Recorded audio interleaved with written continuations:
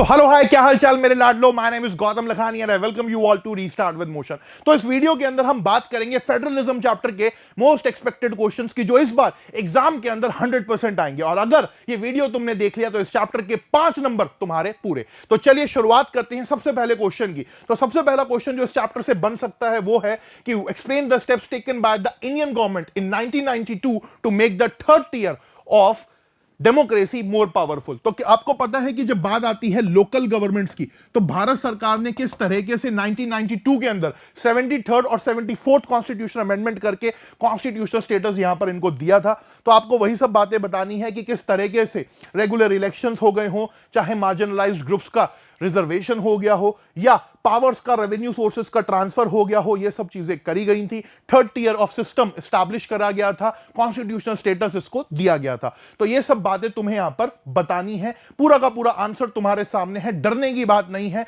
ये लिंक आपको डिस्क्रिप्शन के अंदर टेलीग्राम चैनल का मिल जाएगा, जहां पर ये पूरा का पूरा पीडीएफ तुम्हें मिल जाएगा, जाकर के डाउनलोड कर लेना। अगला इंपॉर्टेंट सवाल आ जाता है फेडरलिज्म से ही रिलेटेड कि भैया federalism is a system of government in which the power is divided between central authority and various constituent units support the statement in reference of India. कि भारत में आप ये कैसे कह सकते हो। तो हमें इसके अंदर क्या करना है, फीचर्स ऑफ फेडरलिज्म बताने हैं इंडिया के रेफरेंस में। तो आपको क्या करना है कि सबसे पहले आप फेडरलिज्म को एक बार डिफाइन कर दोगे कि फेडरलिज्म एक सिस्टम ऑफ गवर्नमेंट है जहां पर सेंट्रल अथॉरिटी से पावर्स को कॉन्स्टिट्यूएंट यूनिट्स यानी कि स्टेट गवर्नमेंट के साथ ट्रांसफर करा जाता है। और कैसे कह सकते हैं कि इंडिया में है, तो डिवीजन ऑफ पावर। आपको पता है कि यूनियन लिस्ट, कॉन्करेंट लिस्ट और स्टेट लिस्ट आपको देखने को मिलती है। देन रिटन और रिजिड कॉन्स्टिट्यूशन आपको देखने को मिल जाता है कि सारे के सारे कायदे कानून लिखे हुए हैं। कोई भी एक लेवल ऑफ गवर्नमेंट अपने हिसाब से चेंजेस नहीं कर सकता। और हम देखते हैं इंडिपेंडेंट जुडिशरी है, डुअल गवर्नमेंट का सिस्टम है, यानी कि सेंट्रल गवर्नमेंट है नेशनल इश्यूज के लिए, स्टेट गवर्नमेंट है रीजनल इश्यूज के लिए, और फाइनेंशियल ऑटोनॉमी भी आपको देखने को मिलती है। तो ये 5 फीचर्स हैं फेडरलिज्म के इंडिया के रेफरेंस में, और फेडरलिज्म की परिभाषा, फेडरलिज्म की डेफिनेशन। हो सकता है कि ये क्वेश्चन इस बार आपको 3 नंबर के अंदर देखने को मिले, तो बिल्कुल अच्छे से इसको यहां पर आप देख लीजिए। अगला क्वेश्चन आ जाता है यहां पर किससे रिलेटेड, पंचायती राज सिस्टम से रिलेटेड, कि कैसे पंचायती राज सिस्टम ने भारत के अंदर डेमोक्रेसी को स्ट्रेंथन करा, या ये कहिए कि नीड ऑफ डिसेंट्रलाइजेशन की जब मैं बात करता हूं तो डिसेंट्रलाइजेशन की क्या नीड थी, उसको लेकर के भी ये क्वेश्चन यहां पर इंपॉर्टेंट हो जाता है। तो आपको पता है कि जब बात आती है डिसेंट्रलाइजेशन की, तो 73rd कॉन्स्टिट्यूशन अमेंडमेंट करके हमने पंचायती राज इंस्टीट्यूशन एस्टैब्लिश करा ताकि डिसीजन मेकिंग लोकल लेवल पर बेटर तरीके से हो सके, डेमोक्रेटिक एंगेजमेंट हो सके ग्रास रूट लेवल पर, महिलाओं को हम और तरीके से पॉलिटिकली एम्पावर कर सकें, एंड साथ ही साथ लोकल लोगों को अपनी बेटर नॉलेज होती है लोकल प्रॉब्लम्स की, तो उनको वहीं सॉल्व कर दिया जाए, रूरल डेवलपमेंट करा जाए, और साथ ही साथ आम जनता को पॉलिटिकली अवेयर करा जाए, पार्टिसिपेट करा जाए ग्रास रूट लेवल पर। तो ये सब बातें आपको यहां पर बतानी है कि भैया डिसेंट्रलाइजेशन की क्या जरूरत थी, या पंचायती राज सिस्टम के होने से क्या कुछ चेंजेस आए। घबराओ मत, पीडीएफ टेलीग्राम चैनल में मिल जाएगा, लिंक नीचे डिस्क्रिप्शन में है।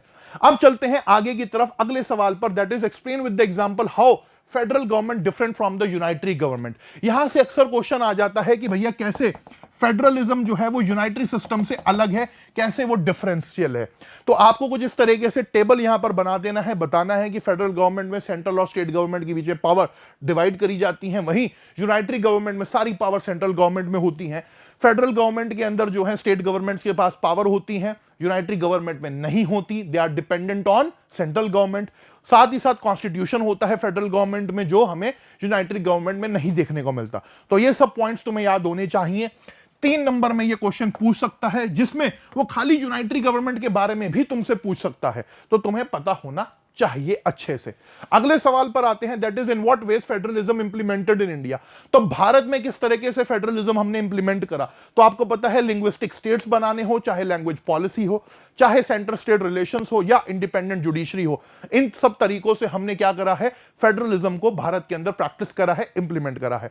घबराओ मत, कंप्लीट एक्सप्लेनेशन इन सब का आपको मैं ऑलरेडी करा रहा हूं लाइव सेशंस के अंदर, वहां आते रहो। ये वीडियोस जो हैं आपको इंपॉर्टेंट मोस्ट एक्सपेक्टेड क्वेश्चन और उनके आंसर्स कैसे लिखने हैं वो बताने के लिए ही हैं, क्योंकि ज्यादा टाइम में आपका वेस्ट नहीं करना चाहता इसमें।